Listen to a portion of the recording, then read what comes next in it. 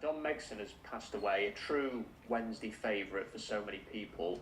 Did your paths ever cross? Probably not so much with Don himself, but obviously with his son Gary, really, my former manager, and somebody that I'm still very much in touch with today. So there's always been a connection with the family. But sad news, Rob, real sad news, a club legend. But I'm speaking probably more from a personal element, really, with my connections with Gary, and obviously heartfelt condolences as I speak on behalf of myself and everybody at the football club, because he was a true legend and a wonderful servant for the football club. In terms of the team news ahead of this game, Darren, what's the injury status on George Byers?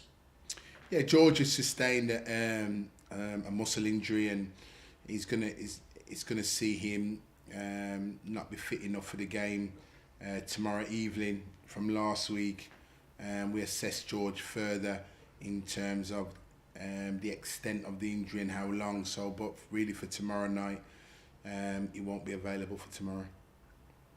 How concerned are you that he may miss considerable time? Yeah, that's always a concern when you pick up a muscular injury, and at this stage of the season where there's multiple games on the horizon. So to miss him, you don't want to miss any bodies, Rob. You want bodies back. So it's important that we're getting bodies back as opposed to losing bodies. And with the suspension of Iorfa, it means another forced change. How have you been able to overcome these situations in the past, Darren? Because you've had to deal with injuries and suspensions in the last few weeks, but the run has kept going. So what has been the key to sort of overcoming those setbacks? Yeah, consistency, mindset, mentality of the group, and have a consistent working environment where individuals are tried and tested in these different positions and expected to perform. All these aspects go hand in hand. The individuals never just thrown in at the deep end. There's been consistent work, there's been consistent messages that have been applied throughout the course of the season, that when these situations come, Rob, you're able to deal with them. Obviously, we got obviously Don Iorfa's out now, suspended, but we get Marvin Johnson back. So these are aspects that we will adapt accordingly and adjust the team accordingly to see how we see fit with regards to the game. So we just carry on the same. We've made a few adjustments, but we carry on the same. Aside from the obvious consistency, how would you describe the mentality of your team, Darren? Yeah, no, good mentality, Rob. I mean, when I look at them and, the messages that they apply and how they connect and speak with one another week in, week out, and where they are and everything else, there's a real good mentality to the group. And when I speak about the mentality of the group, Rob, I'm talking about the individuals that have been here from day one. There's a difference with them. There's a different perception with them. There's a different cultural mindset with them. Those are the ones I look at. The ones that have arrived at the football club, you kind of expect that to a degree. You can shape and mould them. But the ones that have been here have had shown a real true catalyst of that mentality. And it's good to see, because obviously I've seen them from when I arrived at the football club, but they're a different individual now, which is great to see. Michael Smith was speaking earlier about the closeness of the group and how the individuals that have been brought into the team have shaped a winning mentality. How much satisfaction have you taken from seeing this come together? Yeah, obviously there's two elements. There's seeing it and bringing that personnel in. But once seeing it and bringing that personnel in, you've got to see why you've brought that personnel into the club and integrating them. All the signings that we've brought in, Rob, there's been elements of, they've not just been brought straight in and they've hit the ground running. They've had to be moulded and cajoled into the roles and the responsibility that we want. First things first with them, Rob, their mentality's been there, the culture in terms of them as individuals, and of course what they've done in the game, that winning mentality. But there's been parts of their game that we've still had to shape and mould into what suits best for Sheffield Wednesday. And they've done that with the Waterford Ducks back in terms of bringing that elements to us, really. So that's credit to them, and credit to them to buying into the work that we wanted to do with them and implementing it and being effective for the team and for the football club. You wanted to change the culture with the team and you appear to have achieved that. Have you also established now an identity on the pitch that can take you forward? Yeah, I mean, we have got an identity for sure, but you're always trying to tweak and mold that identity to be better. So it never stops, Rob, even though, there is an identity to us. But within that identity, honestly, Rob, we consistently work. We're working on a daily basis to improve that. We never stand still because there's elements of the game that we want to improve. There's elements of the game where we think we're a little bit short in areas that we want to see that better. There's elements to our game that are really, really strong and we want to make them stronger. So there's always a consistency to keep developing and keep moving. And that's why even with this run of games that we've been on, there's so much work for us to do, Rob, and there's so much what goes into this game, which we're just focusing on this Bolton Wanderers game. It'll be a wonderful game. Over the course of the couple of seasons we played each other, they've been good footballing matches, and we envisage another good game, and hopefully it'll live up to a wonderful advert for League One football. What kind of a test will they bring to you? Because they're very much in the top 6 mix, aren't they? And could be a good one this Friday night at Hillsborough. Yeah, the atmosphere will be electric. I'll extend that to the fans again. You've been absolutely brilliant this season so far, and come again tomorrow and sing your hearts out. And we know that Hillsborough, underneath the lights, there's no better footballing environment for the atmosphere. So come again, you supporters, and get right behind us, and we look forward to seeing you tomorrow.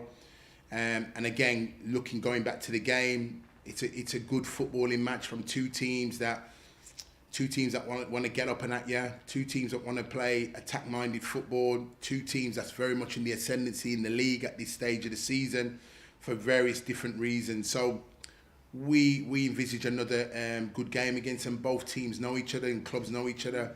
In the pyramid of the football, we're probably recognised as two of the bigger clubs at this level, and we go head to head really. So as I said, Rob, hopefully tomorrow night will bode well, and the game will play out to how we think in terms of the footballing dynamics of it. They've got a wonderful brand of football. They play a wonderful fluidity to their game.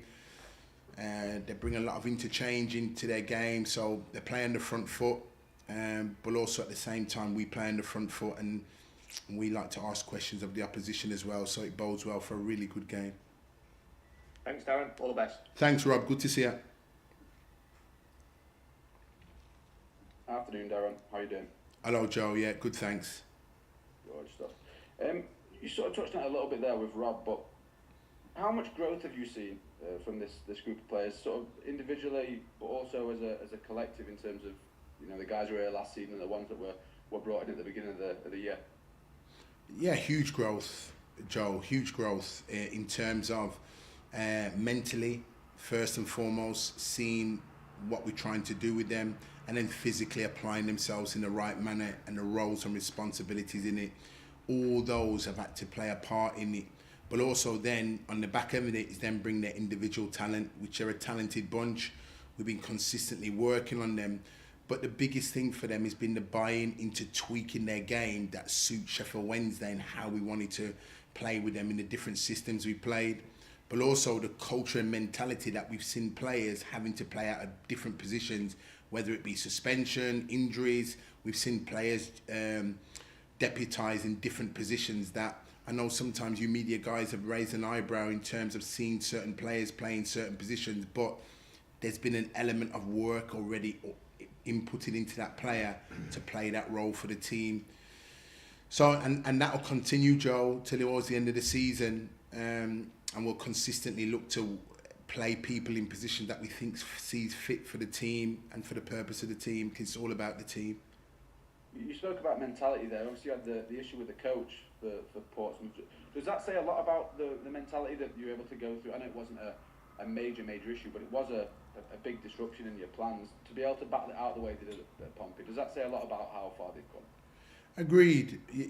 And that's why I said in my post-match notes after Portsmouth, I was really proud And just to extend on why I was proud to all the supporters, we didn't train here for 2 days with the snow. So we had 2 days disruption. We didn't get on the grass at all. So a lot of our work was done in the classroom. And then obviously we had a disruptive coach travel where we should have been in Portsmouth at 5 o'clock and arrived just before, half 10, 11 o'clock at night. And that disrupted us doing another training session in Portsmouth and a session on there. So really, when you look across the board, we didn't really get any grass time. But what we did was we had classroom time, and where this group is, they understand where we are and how we coach them and how we manage them, and they understand the dynamics of what's expected from them. So for them to put in a performance like that at Portsmouth with not really relatively over 3 days, not really having no real pitch space, is credit to them, because it's a difficult place, Portsmouth, to go and get the results. So to get that type of performance and battling performance and then facing the adversity of going down to 10 men, it's credit to them and its mindset and mentality to get that done. So that's why I was really proud of them. We put a line through that performance and we focus on the Bolton game, and that's all we've done. That's gone, that's been and done with. Well done to the boys. Thank you for the away day support from the supporters, what came down there. But now it's a mindset and mentality to put a line through it and focus on the Bolton game, because the Bolton game, Joe, will be completely different. You spoke there about sort of classroom time. Obviously, you do loads of work out on a training ground, lots of sort of tactical work out there. But how important is that sort of time in a classroom environment where you're trying to convey those messages as well as the stuff on the pitch? Vital. I think they go hand in hand, really. It's part and parcel of being an elite professional footballer, that as much as you're doing work on the training ground, when you come in the classroom as well, that's a learning as well. And as we know, there's different learning aspects to each and every single individual. From somebody looking at it visually on the screen to somebody doing it physically on the pitch, they go hand in hand. Some pick up learning motions better in the classroom, some on the pitch, some pick up both. So both are just as important, and there's always an element of importance on both of them. And we've always stipulated that from since being at the football club, and making sure that the presentations are clear, concise to the players, that they understand the roles and responsibilities expected to play for this football club, and when we come into games. So obviously that happens collectively, but is there also a lot of sort of one-to-one going off in that sense as well? Yeah, individual learning for players, for their developing their own game. After we're going to finish this, I've got a player upstairs now that he'll finish his lunch, and I'll go through some individual clips with him now after this meeting. So it happens as a collective group, it happens as a unit, it happens individually, and all that goes hand in hand with an individual and a collective group of players understanding their individual roles, but their collective roles for the team as well, Joe. And does it feel like this entire sort of this squad has really bought into that this season? Yeah, but it's not just been this season, it's been right from day one, and that's been a continuous development, and it always is, because the game's ever moving, chasing success is always moving, target, so you can't stand still. So every single week you are consistently readapting, readjusting. This week we've had to readapt and readjust again. Last week we faced a lot of adversity with the travelling arrangements and the game at Portsmouth. This week again it's totally different. We've got a total different team coming in, different dynamics, tweaking of the team, all those dynamics that you've got to adjust to and adapt to, and which we have done. Just want to, I know you obviously didn't know Don personally, you only knew Gary, but he was a bloke that obviously had a long history at Wednesday. Is it sort of, can you feel it at the club today? He's a player that's he leaves a big hole in Wednesday's history. Absolutely, because he's a legend in terms of, you know, the amount of games, almost nearly record number of appearances for the club over a 17-year, and there's some wonderful memories of him in a Wednesday shirt, and of course, like, you know, his memory lives on in obviously his son Gary, which again, you know, I've had the privilege of working with, and I've got the privilege of still knowing him now. And you know, up until this point, we've been out for a few coffee mornings and just have a chat, football really. And you know, when we both worked, myself and Gary at West Brom, you know, he spoke. I remember him speaking very, very highly of this football club here at Wednesday, and you know, for me to manage this football club and understand the words, I see his words evidently back then when I was playing as a player then. So to be as a manager, it's a truly an honour for me to be here as a manager. And I kind of lived through some of the words he spoke about Wednesday as a football club back then, and it rings true now. So all those aspects really in terms of the family, it's a sad loss for the family. You know, a father and a husband, but also it's a sad loss for Sheffield Wednesday Football Club, for the extended community, because he was such a legend for the football club, such a wonderful servant for the football club. And as I said before, our condolences go out to the whole Mixon family, and we're truly sad and sorry for the loss. I want to touch on Sam Reid. I don't know how much you've had to do with him, the young left back who's been with the 21s. I know he's been there for a while now. Is he? Have you had a chance to have a look at Sam much? I know that Tomo was really impressed with him. Yeah, no, Tomo was very impressed with him and extended that to us. What we end up doing when they do a certain level amount of games and time with the under 21s, 23s, we usually get a chance to bring him across into the first team to have a real good look. We've not had that opportunity as yet, but maybe over the next few days it might present an opportunity for us to get some eyes on him. So I can only go off Tomo's words, and he seems quite happy with him. So I'm sure we'll get some look at him over the next few days. Is that something you do quite regularly? You know, with the trialists that come in for the 21s, is it? It's not just, I suppose, it's not just a case of looking at them at under 21 level. You want to see if they've got that ability to kick on as well. That's right, and see if they can take that step up. And then you test them in the 23s, and then you put them in the first team environment and see if they can handle that extra step up. And against really the seniors, really, because at the age that they are, you've got to consider them with the seniors. If we're looking at Rio, Sean, Adam, and those, and they train with us on a day-to-day basis, then you have to look at these as well to see if they're any better than what we've got in the building already, or if there's parts and elements of their game that we see development and can bring something to us as a football club. Brilliant. Just lastly for me, have you got Will's towels ready for Hillsborough yet? Yeah, I know. Yeah, we got them all ready for him. But yeah, bizarre incident last week, but we've definitely got them ready for him this week. That's a security guard on this week. Yeah. Cheers, Darren. All the Cheers. best. Hi Darren, how you doing? Afternoon, Alex. Wanted to pick up on Byers. You said it was a muscle injury.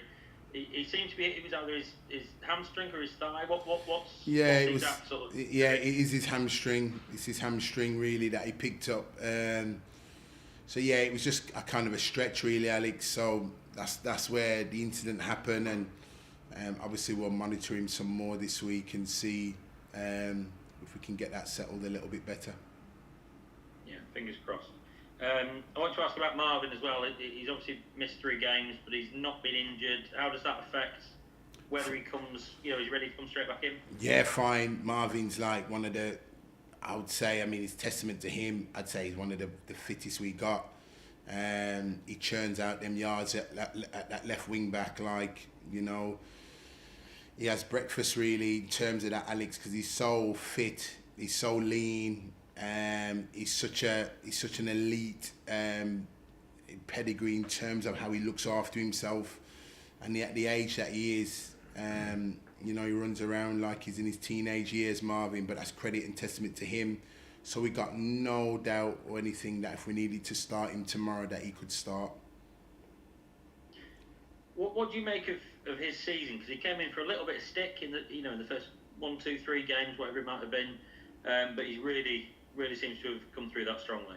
It's just Marvin's such a wonderful player, talented, gifted, got wonderful balance on the left-hand side, got wonderful athleticism, speed, calmness when he gets into the opposition edge of the box. He sees a pass, and his corners and his crosses and his deliveries are usually right on the money. So in terms of Marvin, somebody that I was really pleased to get at the time, when you're getting left backs and left-sided players, they don't fall off trees. So to get him in at the time, and I think we can all agree, he's been exceptional for us. He's been a wonderful asset for us, and he's still got a massive part to play from now to the end of the season. So he's got to come back in, and he's just got to be ready. That if called upon tomorrow, he's ready to perform.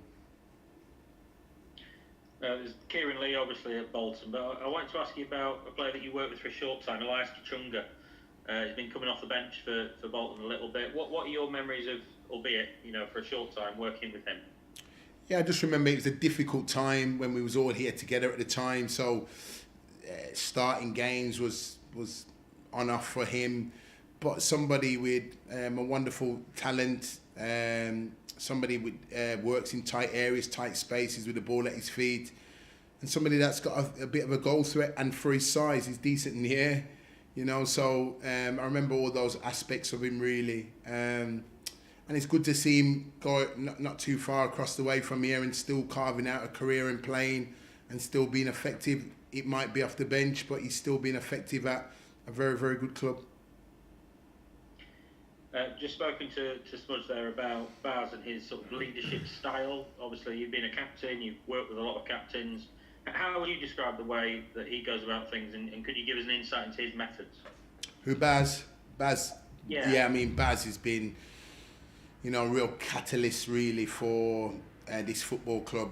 And I said to you before, at the start of the season, he had a chance to leave, Baz, to go to maybe potential championship opposition, but he's been so sewn on in committing himself to the football club. He loves the football club, as you know, plays with his heart on his sleeve, and we've seen some of the best football over him in the last couple of seasons. He's been absolutely majestic in his approach, but also his leadership work off the pitch as well, really. His vocabulary around the place, real talisman around the place. And when I speak about culture and mentality, about some of the existing players that's been here before, I'm identifying Baz has been one of those players that mindset, culture, mentality is absolutely been spot on.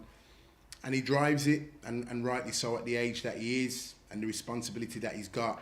We've got no problem with there. So long may that continue. And I'm pleased for him because both aspects at the moment, off the pitch and on the pitch, are going so well for him at the moment. So long may that continue. Do you two have a lot of sort of one-on-one time? Do you have meetings, or can you give us some sort of insight into, are they weekly or are they more ad hoc? Or sometimes weekly or more ad hoc, because we can catch them in the canteen, on the training ground, a one-on-one in the office, a phone call, a WhatsApp message, all those communication links that you got is on a daily, weekly basis, really. I don't think there's too many weeks that'll pass by without us having that chat. And that's what it is. We had a chat this morning just on one or two dynamics, what we see and how we see fit, because I want to be on the same page as my players, Alex, in terms of conveying messages, but also the players know that my room and my office door, and I'm available 24/7 with them, because it's really important to keep those communication lines open, because admittedly you want to get to the same point and you want to get to the same point together, and the only way you achieve that is keeping those communication links open. So, but I speak about that, Baz, as my captain, but I speak about the whole squad really as a whole, really. That's something that I adhere to on a daily basis. I know some clubs sort of operate with the senior players core, and there's meetings and maybe that sort of thing. Is that something that you've run at Wednesday at all? No. Everybody's on the same page. Everybody's on the same page, no matter what age you are, whether you're deemed an experienced one or a younger one. I like them to come and see me. Why do I like them to come and see me? Because it adds leadership to them, taking the ownership to come and see me as an individual so we can speak. It's not just one individual and send the captain in or send a senior in. No, the younger players can come in and knock on and come and see me, and I think that means it gives them ownership in terms of where they're at as an individual, whatever element of the game they may want to speak to me about, or anything they want to speak to me privately about. It's important that my players know that we've got a communication line that's open 24/7, and I feel it works. I've got that balance right across the board, and they know they can approach me with anything and see me about anything, Alex, going forward, and I think that's very important. Great stuff. Really interesting. Thanks for that, Darren. Cheers. Thanks. Hi, Darren. You okay? All right, Leon. Yeah, not so bad, mate. Not so bad batting on. I was just thinking that stuff about classroom working with players. Do you give players homework? It's a good shout, Leon. Um, Sometimes, yeah, we do give them a little bit of homework.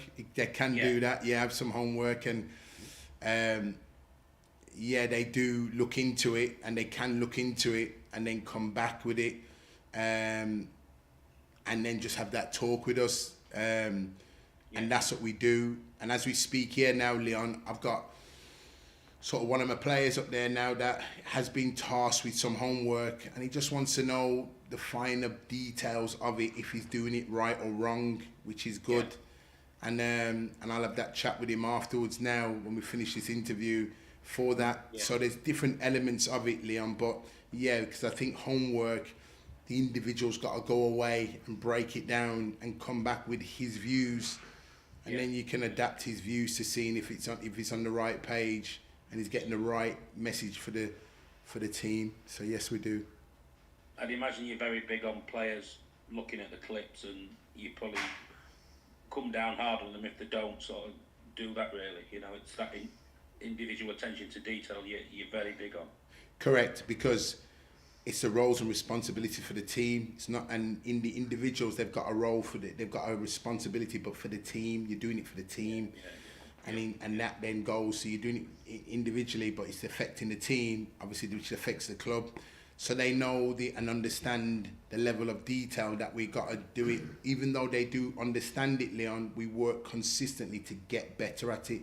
Because as you know, with the games, there's always different grey areas in the game, but you try and equip them as much as you can mentally to apply it to their bodies physically to get the job done when asked for.